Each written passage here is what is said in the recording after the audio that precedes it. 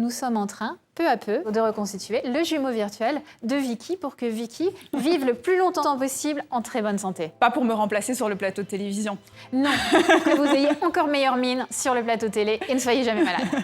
Dans quelques instants, on va donc commencer l'interview de Florence Verzelen, la directrice générale adjointe de Dassault Systèmes. Ça y est, on est prêt, on monte sur l'estrade et c'est parti.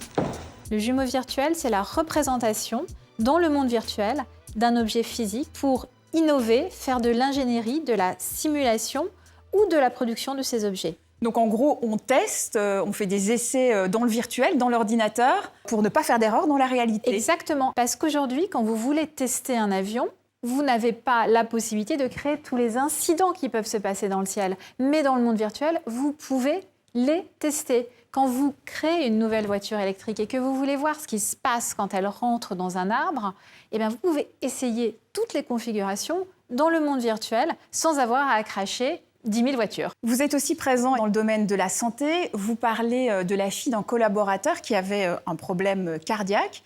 Vous avez reproduit son cœur, c'est ça, dans l'ordinateur, en virtuel, pour que les chirurgiens puissent s'entraîner dessus. La fille de notre collaborateur avait un problème cardiaque et Steve, un ingénieur, s'est dit que si les médecins n'arrivaient pas à trouver une solution, peut-être qu'en créant le cœur virtuel de sa fille, il pouvait tester les opérations possibles pour voir laquelle permettrait à sa fille de vivre. Ça a permis d'opérer sa fille selon la meilleure configuration et sa fille a maintenant près de 25 ans.